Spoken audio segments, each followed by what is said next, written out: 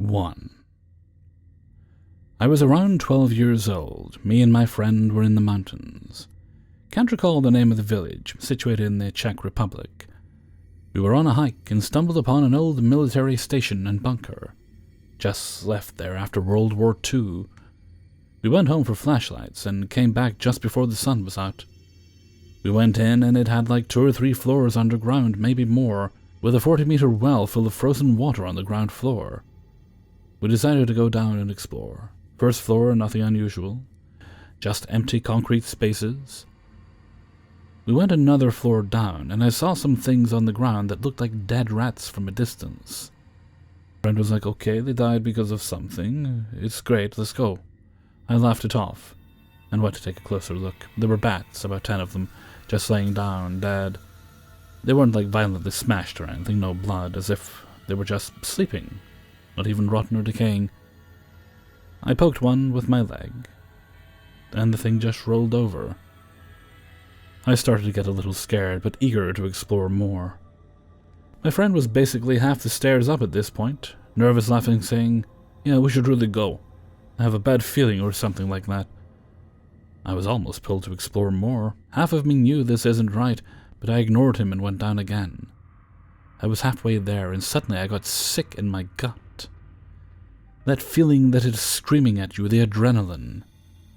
I took another couple of stairs, shining with my flashlight I had, and then I saw it. I scanned the whole floor, seeing the stairs that went even further below collapsed, so getting no further down. And as I looked across the room with my flashlight, there was a spot that it couldn't illuminate. I quickly turned my flashlight to the spot, and there was a standing shadow of a man in the middle. The flashlight just couldn't get through it. It ate almost all of the light. I then realized how cold it got, seeing my breath in the light. I was staring, paralyzed, seemed like minutes, probably 2 seconds. The shadow got closer as I blinked. Don't need to say I bolted like I never did before, not even caring if it was behind me, or what was, just ran for my life. I got to the entrance and my friend was looking at me horrified. I just said, "Fucking run!" while going past him. We ran for like 5 minutes. Then confirmed we were alive. When we got home, he told me he saw something behind the corner as I ran past him, so it wasn't just me. His father told us the next day that a lot of soldiers died there, and there's even an army museum nearby. So, was it the ghost of a soldier or a shadow person? Maybe a demon would kill animals without a trace, or it was the cause of death. I'd love suggestions. 2. My family has a few mediums of various abilities: instant lie detecting, seeing spirits, premonition, sensing bad energies as soon as they enter a space. I feel vibrations and some motions from places when I enter a space. Sometimes I have premonitions as well. My most unique ability at the moment is having a spirit dog that follows me everywhere I go. We'll call him Rover. I'm calling him a spirit because, unlike a ghost or echo, he acts like Rover to new and present situations. He's even followed me to a new apartment. 3 years ago, my dog of 12+ years passed away suddenly from cancer. His spleen had ruptured from a large tumor and he was slowly bleeding to death inside his abdomen. He survived the splenectomy surgery and passed away peacefully 6 days later at our apartment. More than likely his heart finally gave out after his long ordeal. Everyone says that their dog is special, but he truly was. He was abandoned as a young dog in a very populated area and somehow found me in the middle of the night. We had an instant bond. I was the only one that could ever get his attention or give him commands, even though he went to obedience class and passed with flying colors. He was always barking at things that weren't there. At least I couldn't see them, but it still gives me chills, especially at night. Rover also had a habit of not liking most people, especially men, and even some women. I eventually found a male roommate that was Rover approved. He would get freaked out on walks with Rover, so I asked what's going on. He confessed that he is able to see spirits and other things. These things aren't human and never were human, according to him. Most are benign little spirits that go about their business or maybe cause a little mischief. He said that more often than not, if Rover was barking into the darkness, it was at one of the really creepy ones. Think tall, shadowy figures with white faces and red eyes. Creepy things that have no good intentions. Apparently, these things are drawn to me, especially when we walked at night. I had not told my roommate about my families or my abilities at that point, so he was shocked that I didn't make him leave or flip out when he confessed this to me. I just said, "Yep," and went back to Netflix. After Rover passed away, I could feel his presence at our apartment. I swear that I could hear his toenails on the linoleum or feel him in my bed. My roommate swears that he saw Rover go into the light, but he wasn't old anymore. He was a young, healthy dog again, wearing a brand new collar. 1 week later, I was going through old photos of Rover as part of a memorial album project to go with the ashes that would be arriving soon. I was showing my roommate the photos of Rover as a young dog, since this was years before we had met. He went pale when he saw the photo and pointed at the collar. The photo was a little blurry, so I asked him if the collar had anything distinctive on it. He immediately mentioned that the collar has silver paw prints on it. I pulled it out of an old shoebox from my closet and showed it to him. He went paler still and confirmed this was it. This was the collar he saw young Spirit Rover wearing when he went into the light. 1 week after our conversation, I started having weird sensations in my feet and arms at night. It was like a tingling sensation, almost a vibration. It would last a while, then fade away. I mentioned it to my roommate at dinner, wondering if I should look into restless limb syndrome. He asked if I was feeling it now. I said yes, and he said it was because Rover was on my lap. Apparently, after Rover went into the light, he came back and still follows me around wherever I go. Has anyone else ever experienced this with a deceased pet? I wonder if Rover is hanging around because I was struggling with his death. But after counseling to cope, and almost 3 years later, I'm at a loss. Not sure why he feels the need to still hang around. Gratitude, unfinished business, loyalty? Just sharing the story to see if anyone has a similar experience. My roommate and I are at a loss on this one. 3. This happened to me when I was in college. Probably one of the creepiest and weirdest things to ever happen to me. I believe in ghosts. I've had countless experiences in my life that have made it almost impossible for me not to. This still gives me chills whenever I think about it. I was a freshman in college and was heavily involved in the arts, theater and music specifically. The fine arts building of my college had quite a bit of history. It was built in 1916 and had previously been one of the largest Masonic temples in the city. This is fairly evident by the Masonic symbols adorning the building and covering the stained glass windows. I had heard rumors of secret passageways under the building that ran all the way into downtown, but I will say I didn't believe them. A few of my professors had stories of seeing shadow people, or feeling like they were being watched when they knew they were alone, but I thought they were just messing with us freshmen. I spent most of my time in the costume shop. I should note the costume shop was on the sub-ground floor, technically the basement. It was 2 flights of stairs from the main entrance that lead you to a landing with a costume shop and another door that I just assumed was a utility closet because it was always locked. I couldn't put my finger on it, but there was just something off about it to me. On this particular evening, I had finished rehearsal for a play around 6 p.m. and figured I would do a bit of cleaning in the costume shop while I waited for my roommate to meet me so we could go grab some dinner. I was inside the costume shop when I heard a knock at the door. I walked over and looked out of the small window to the right of the door, expecting to see my roommate, but there was no one. I opened the door and stepped out looking around. I looked down the hallway to the left of the door to see if my roommate was hiding, trying to freak me out. Nothing. I shrugged it off as me being tired and went back into the shop and shut the door behind me. I went about my business for a bit until I heard another knock at the door a few minutes later. I was more hesitant this time. I walked to the door and again looked out the small window. Still there was no one outside. I tried to open the door, and while the handle turned, the door wouldn't budge. I pulled harder, thinking maybe the door was stuck, but it didn't feel like that. It felt like someone was holding the door shut. I looked out the window again and still didn't see anyone. I was now frantically pulling on the handle, feeling the fear rising in my chest. I let go of the handle, only to have it start shaking wildly. Suddenly it stopped. Everything was quiet with the exception of my own shaky breath. Then, from outside the door, I heard the sound of a door creaking open. I gathered my strength and tried the door. It opened and I cautiously walked onto the landing. The always locked door was ajar. "Hello? Is anyone there?" I tried not to sound freaked out, but I was absolutely terrified. I pulled open the door and was greeted by a pitch-black staircase leading down. It smelled like a tomb that had been unsealed after 100 years, musty and ancient. I felt the wall for a light switch but couldn't find one. I reached into my pocket for my cell phone and turned the screen on. It was bright enough that I could sort of see as I made my way down the stairs. The walls were brick and the stairs were made of stone. The closer I got to the bottom, the colder it became. I was on the second-to-last step, straining to see what was in front of me. It was a door, a large stone door. I was about to move to the last step when I heard it, a voice. It was deep and sounded like it was right in front of me. It said only one word: "Welcome." I couldn't even scream. Instead, I ran up the stairs, tripping at one point and skinning my knee and shin. Once I reached the top, I slammed the door shut and ran out of the building. My roommate showed up 5 minutes later to find me standing on the sidewalk, shaking. After I told her what happened, she went inside to get my things and locked the costume shop door. When she came out, she looked at me with a worried expression.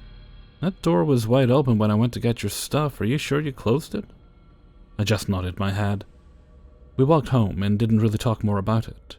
I didn't go back into the building until the end of the next week. I just couldn't bring myself to do it. When I finally did, I descended the stairs and felt a chill shoot through my body. I looked at the wall where the door had been, and there was nothing there. It was just a wall. I thought I was losing my mind. I walked to the wall and studied it. My drama teacher happened to be walking by, and I stopped him. "Wasn't there a door here?" "Yeah, they walled it up last week. Did it in a hurry, too. Not entirely sure why, though. I always thought it was a closet or something." I can't say what I encountered that night. Was it the spirit of a Freemason who never left their temple? Was it something more sinister? I honestly don't know. I spent a lot of time in that building over the course of my 2 years at that college, and while I had other odd experiences, they were nothing compared to what I experienced that one awful night. 4. My parents separated when I was 13, and my mum found it understandably difficult for a while. The stress of separation, becoming a single parent, combined with lack of money, temporarily made my usually loving mum a bit of a nightmare to live with. She would blame me for everything, lose her temper easily, shout and scream, and then what seemed to be the trigger for things, she hit me. I can't remember now, over 30 years ago, what started the argument. I was in my room and she came in shouting about something I had or hadn't done, and I argued back. I remember I called her a bitch. I'm not proud of it, but it is what it is, and she slapped me across the face. She demanded I came downstairs and I followed behind her. All of a sudden, in a rage, she turned around to me and said, "Don't you dare do that, I saw your shadow." Long story short, she claimed she saw my shadow on the wall as we descended the stairs, put my hands up to the side of my head, and waggle my fingers at her. In that childish way usually accompanied by a stuck-out tongue. I hadn't done anything of the sort, denied it, but of course she didn't believe me. We had no central heating in the house, only a couple of Calor gas heaters. The one in her room she would turn on each evening to warm while she had her bath.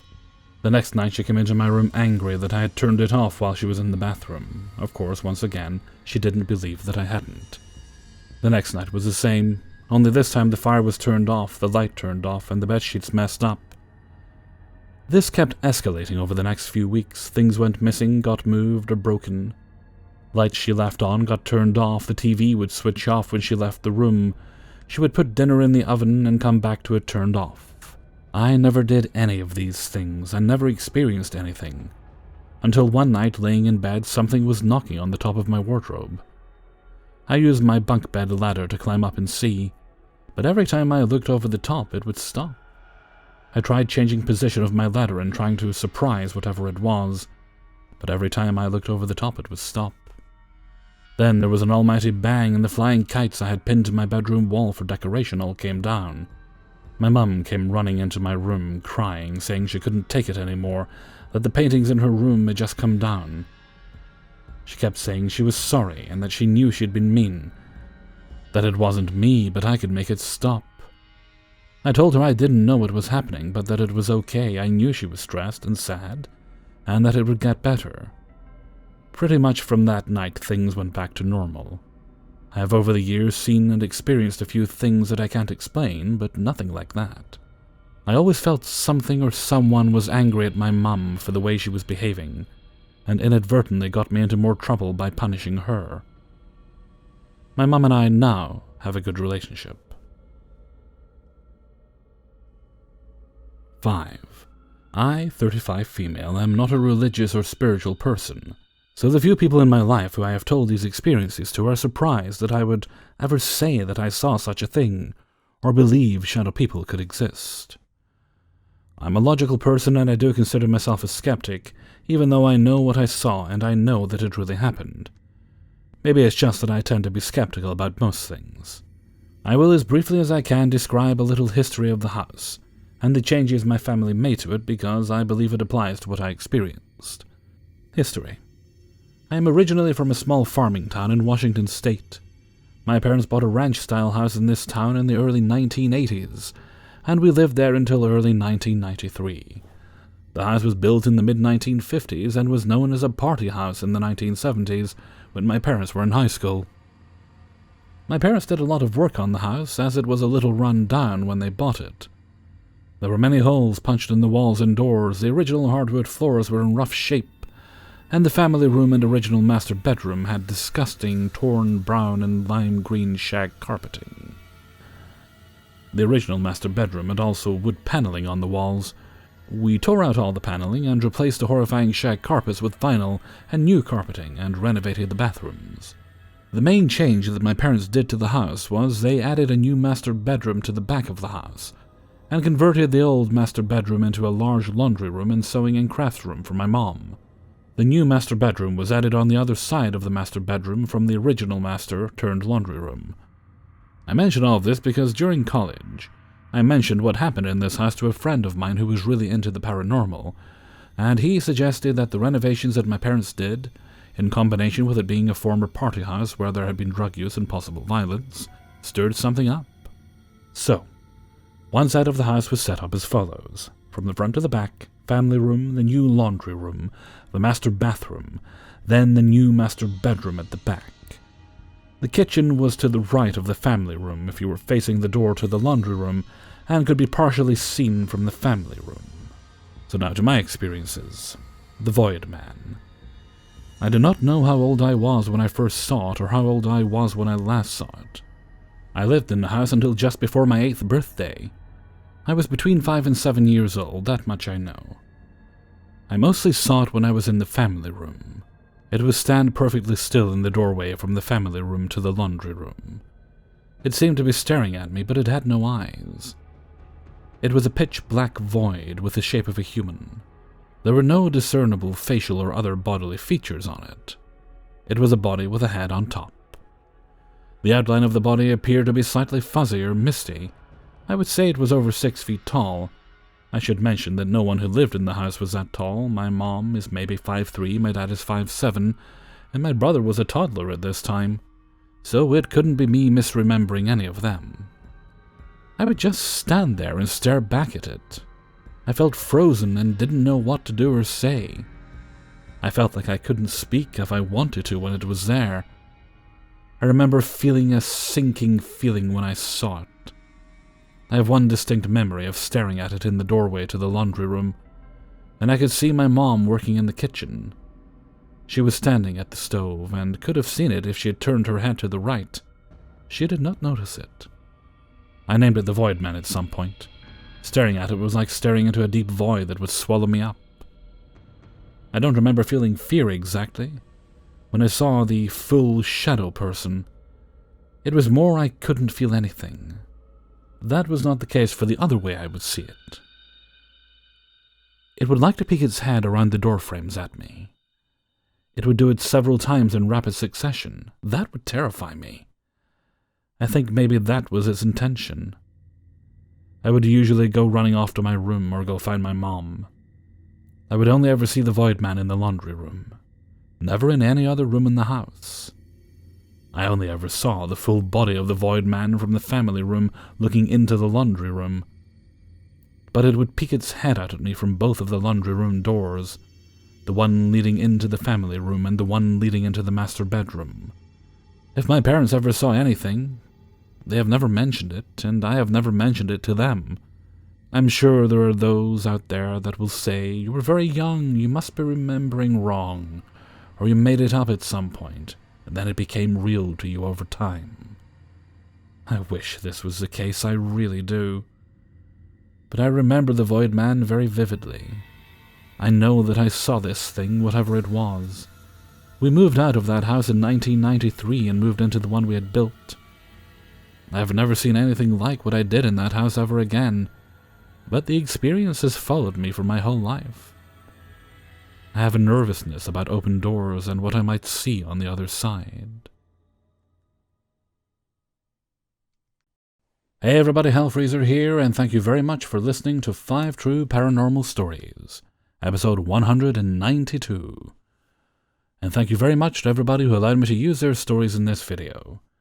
Sometimes folks ask me, do I ever get scared at the stories I read? Well, now and again I do feel a cold shiver come over me. Especially during, the last story there, as I was talking about the Shadow Man peeking around the corner in rapid succession.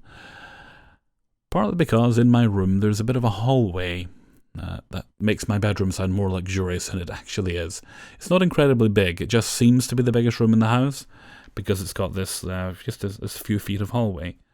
And it's not that I wouldn't hear if someone come up the stairs, because, it's a creaky old house, I would. But that would be the perfect place for someone to lurk and wait for me. And I wish I hadn't said that now. Okay. With that, I'm going to head off for now, so until next time, thank you very much for listening, and take very good care of yourselves.